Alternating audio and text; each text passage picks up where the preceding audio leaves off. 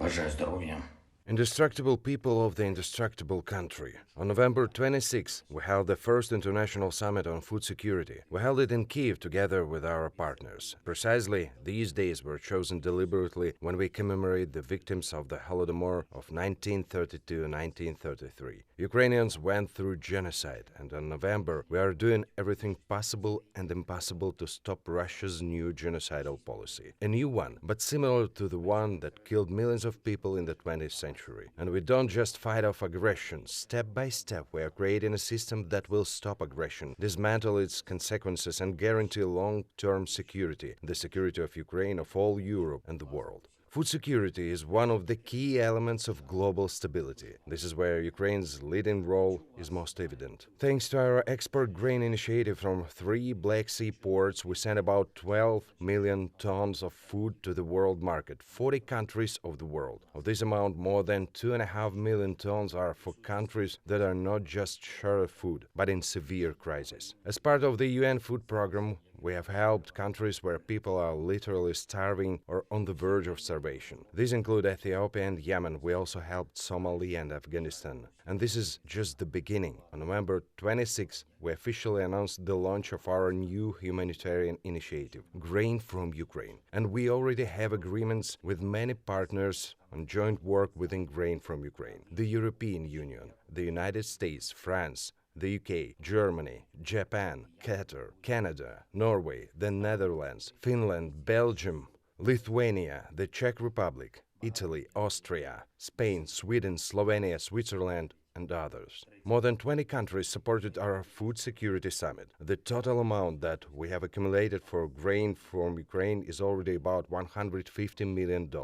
War continues. We are preparing up to 60 ships. All of us together do not just send Ukrainian foodstuff to those countries that suffer the most from the food crisis. We affirm that never again should hunger be used as a weapon. If it is were not for Ukrainian food, if it is were not for our joint leadership with our partners, social stability in such regions as North Africa and Middle East would not have been maintained. This is exactly what Russia wanted. We must and we cannot allow this.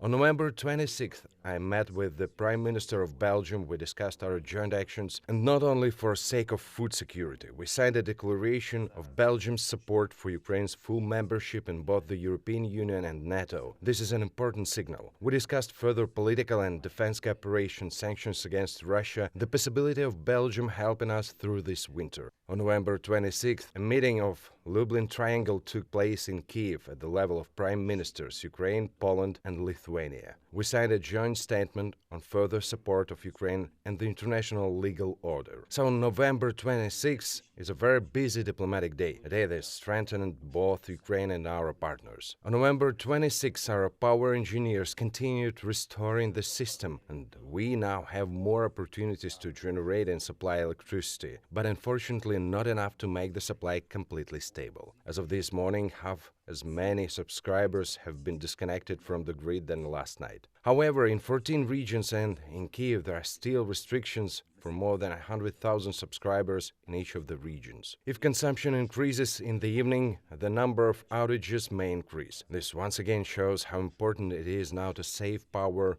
and consume it rationally. This afternoon, the enemy launched a missile attack on Dnipropetrovsk region, on private houses, on ordinary houses. There are wounded. Shelled Donetsk region, the south, and other regions. Russia is turning this day, the day of remembrance, into a day of terror. The occupiers will definitely be responsible for all of this, and we will drive them out of our land. And one more. On November 26, we managed to release 12 more Ukrainians from Russian captivity. Of them, 3 are civilians, 2 are officers, and 7 are privates and surgeons. This week alone, we returned 98 of our people from captivity to Ukraine. We will return all the others. Thanks to everyone who helps us. Thank you to every leader who works with us for the sake of European and global security. Glory to our soldiers and our indestructible people. Eternal memory to all those who gave their lives for Ukraine. Glory to Ukraine. And please, on November 26, honor the memory of Ukrainian men and women, children and adults whose lives were taken by the Holodomor-genocide.